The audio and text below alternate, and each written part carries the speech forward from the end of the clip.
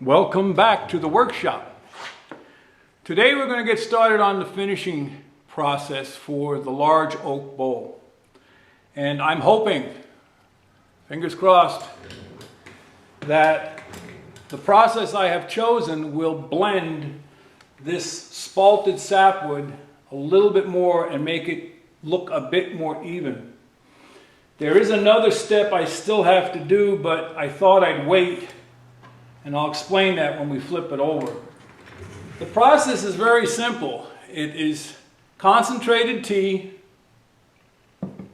applied to the entire surface.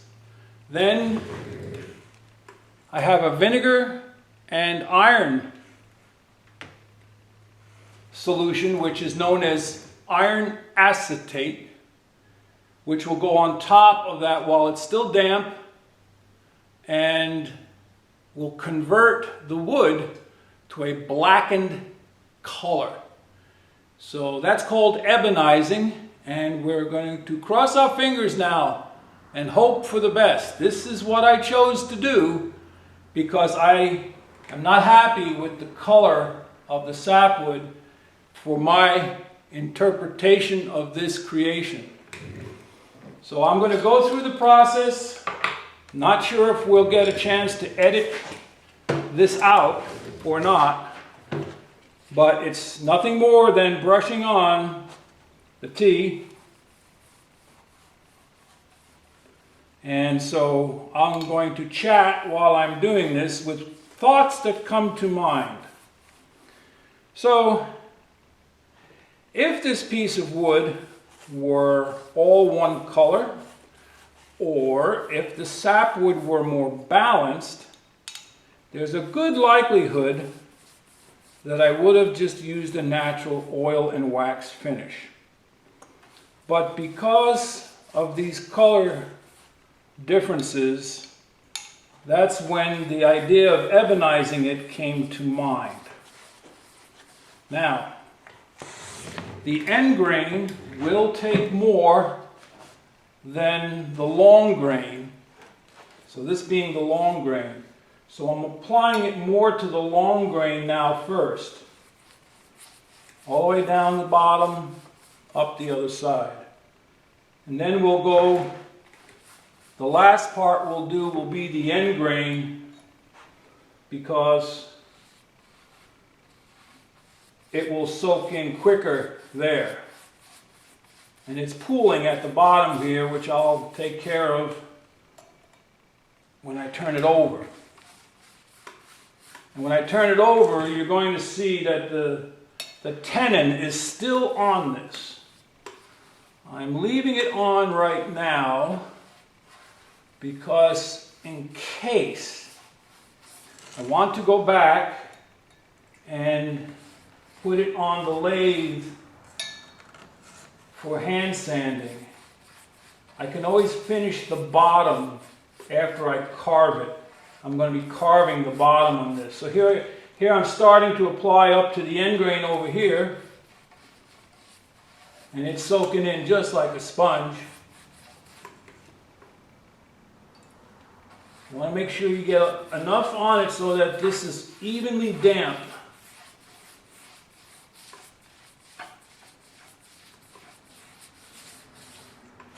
But you could see now sort of how it would look if I were varnishing it or oiling it. That sapwood really is, in my opinion, not attractive in its current imbalance. If there would be a circle like this on the other side, I might have considered just leaving it natural. All right, so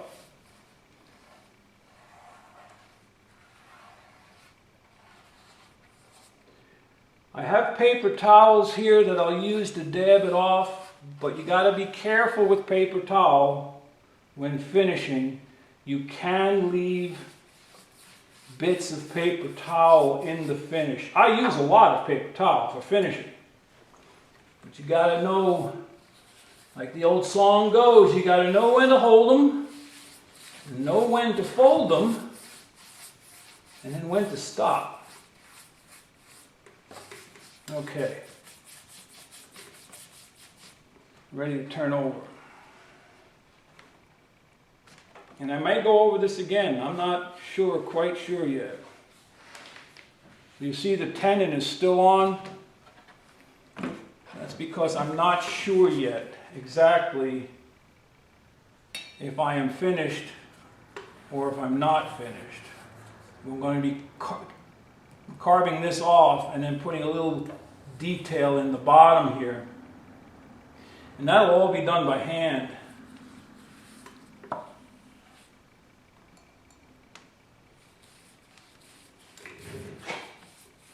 I mentioned in the last video how important it is to do proper preparation on your wood turnings. And it goes for other woodworking as well. Furniture, cabinets, doors, windows, trim.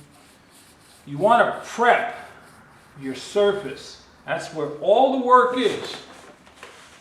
You want to prep it. Because the finishing, whether it's oil or varnish or even paint, the finishing does not take long compared to the prep. But the prep is 90% of your finish. I mean, you still have to know what you're doing with the finish. But getting rid of your sanding scratches, getting rid of any circular marks, dusting it off, creating a clean, dry, dust-free surface. I'm just sort of rambling here while I do this. I'm really glad that you stopped by and you're watching the videos because I like sharing tips and tricks, techniques, anything that can help you, even if it's just a thought. Why I do something. A lot of times I do something today only because I've found that it works for me. I don't even think about what I do sometimes. I just do it. Second nature. Okay, now we'll get this fully coated. You know, it's sort of like driving. When you first read the driver's manual for your state, a lot of it is maybe already in your mind from when you were driving with your parents or grandparents, and you remember them doing it or talking about it. But then there's things that you learn from the manual. And then there's things you learn by doing. The more you do it, the more it becomes second nature to you.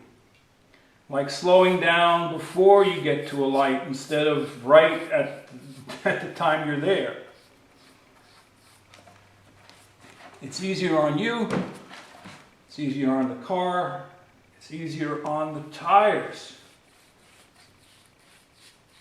So here's a tip.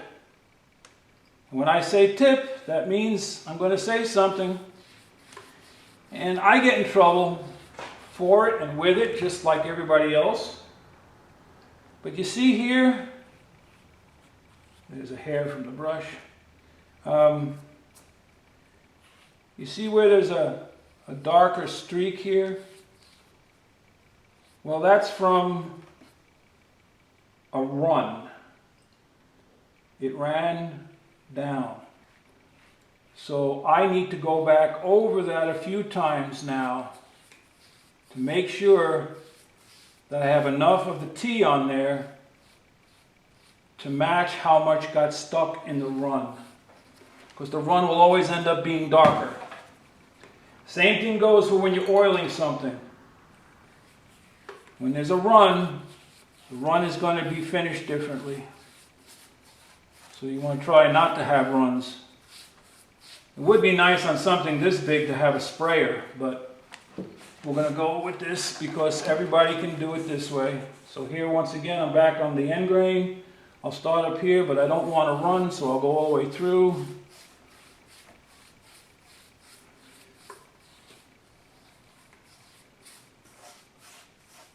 So this brings me to I guess what you would call a pet peeve about preparing cracks. This bowl has a couple of fine hairline cracks in one of the end grains. It's because that was the log end. So people say, oh, use CA glue. Well, the CA glue sometimes will not let you do the finishing process you've decided to use. It will either be darker or lighter. See that squiggly line is sort of going away? So I believe it's this end. Yeah, see there's a couple of cracks in here. I did not put anything in those cracks. They're going to stay that way because I want the tea to go in there and I want the ebonizing solution to go in there. Get rid of that hair from the brush. Okay, so now we've got tea on virtually every aspect of the bowl. I'm going to be carving the base, so I'm not worried about that, but I am worried about this spalted section. I want to make sure there's plenty of tea on that. All right, we'll turn it back over. And we'll give it one more coat on the inside. Real quick one. Flat grain first on the edge. Make sure you got enough on the edge.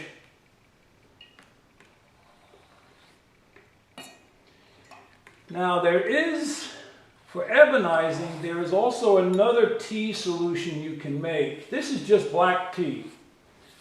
That's all I have. But there is a bark, and I cannot pronounce the name. It's querbuca or quer something or another. I don't know. There's a bark of a tree or a bush, and they grind it into a powder, and you steep it in water, and you make a tea. That works very well for ebonizing. It's high in tannic acid. That's what we're doing here, to be clear. We're adding a little bit more tannin to the wood, to the red oak,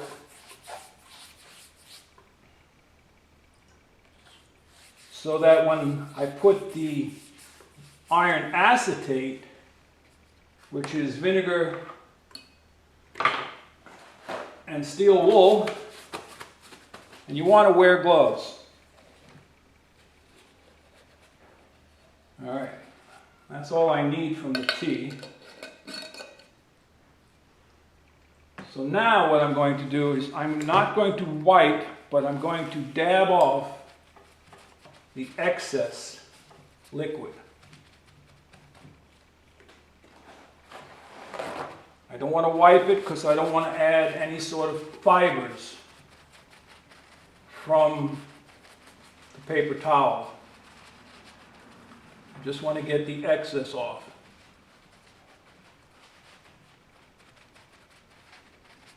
Because it can't be sopping wet, but it has to be damp when I put the iron acetate on.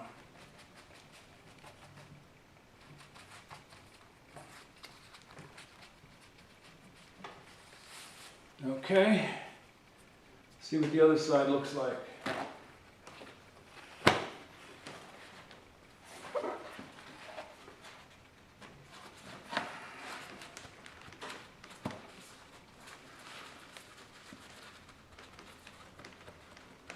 I want it to be dry, but still damp.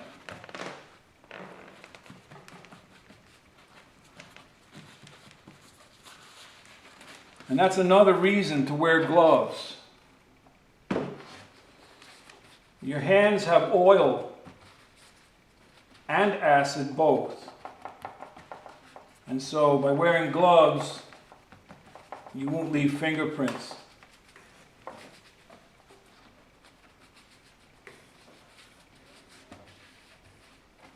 If you're allergic to latex, you can wear maybe the nitrile gloves, and that's nitrile.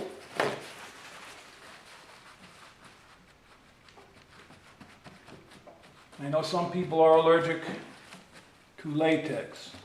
All right, so there we go on that.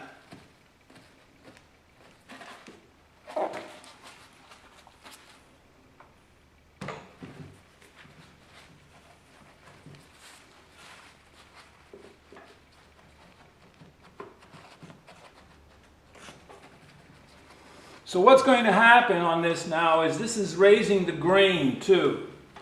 So I sanded to 180 grit.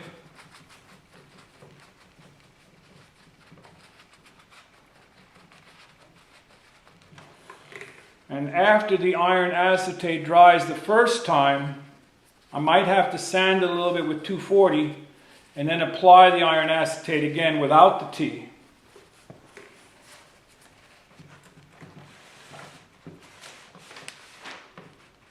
Okay. There's still a little bit of a shine, which means it's still fairly wet.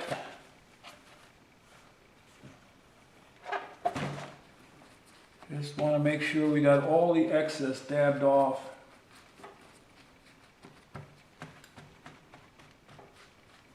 I'm hoping this works. If not,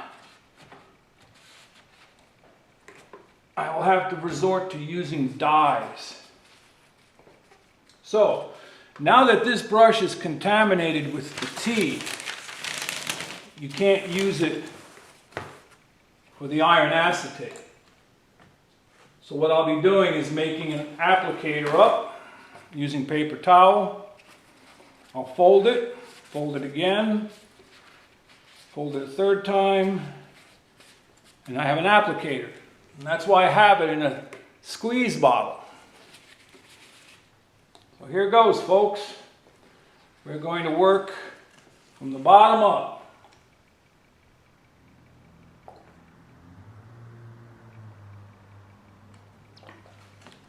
Look at that.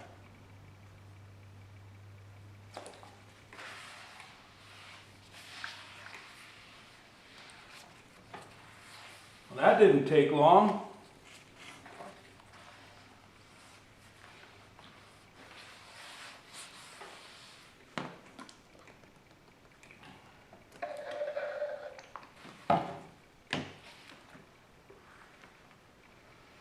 And I'm really soaking it because I want to make sure it gets in every pore.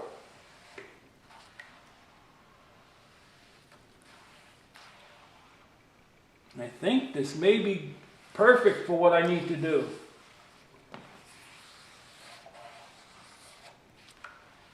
And like I said before, I don't like wiping things with the paper towel. So I'm sort of using it like a squeegee.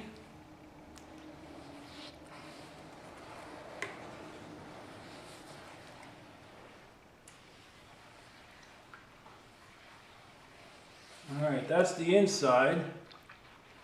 I want to make sure it's got plenty on before I flip it over. I bet you it's going to have gone all the way through in some spots.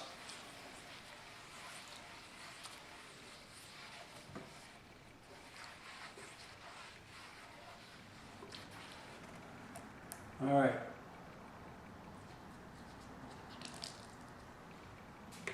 I'm going to mop up that excess so that when I turn it over, it doesn't roll all over the place here.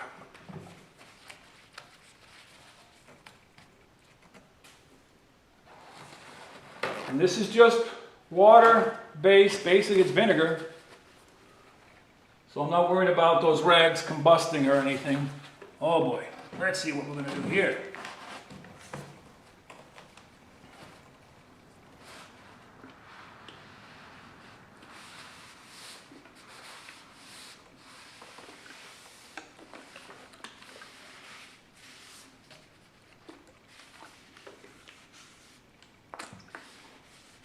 See those runs?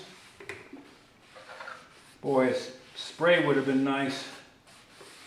Oh well, we got what we got. That's all we got.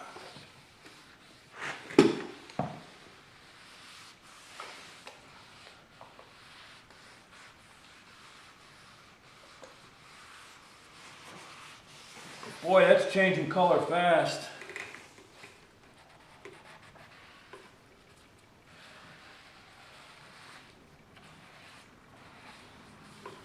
Changing color real fast.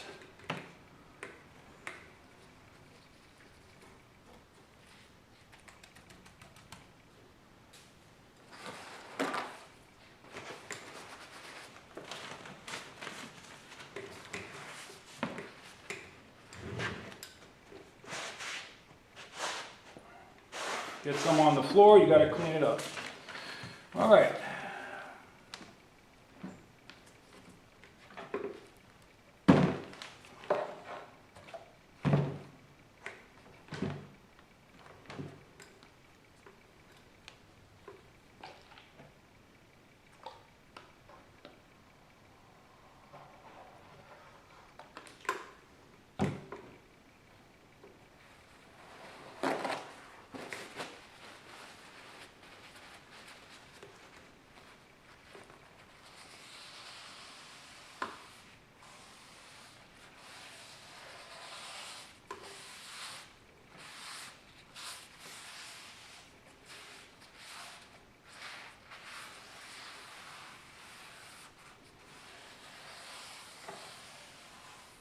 Okay, we got a lot of dead air right now because I'm not talking.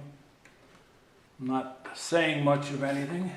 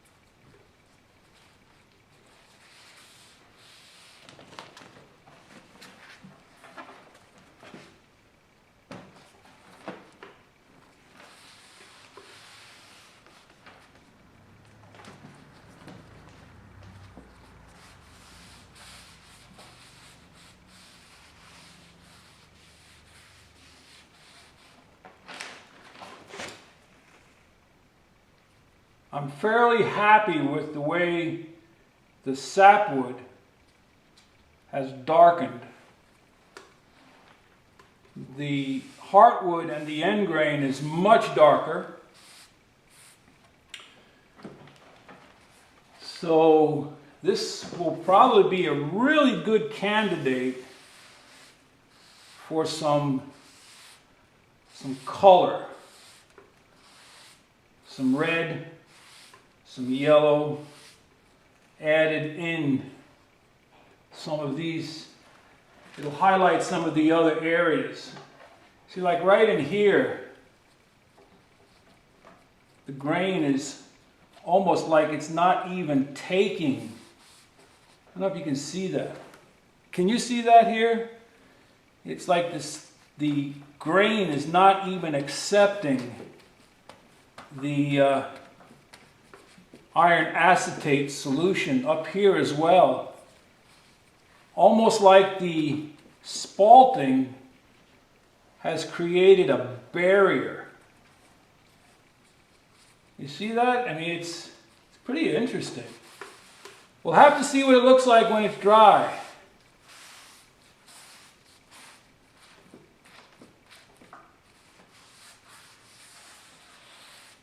And then we'll kick back the raised grain a little bit, dust it off, and see what we got. But here's sort of what it's going to look like.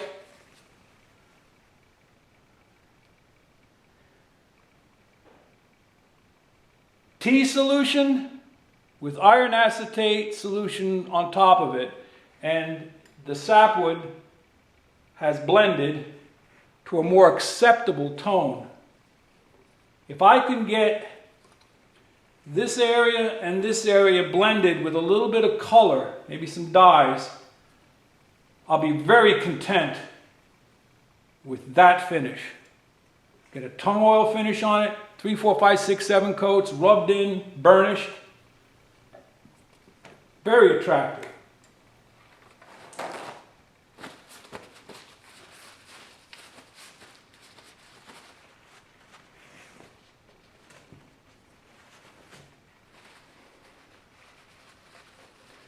So what do you think, everybody?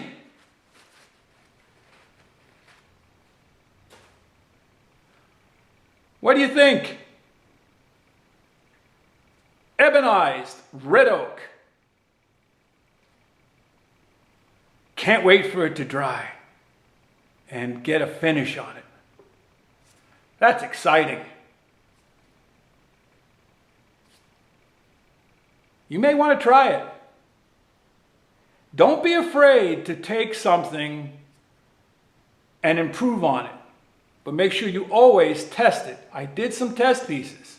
I kind of know what's going to happen, but that's amazing. That is amazing.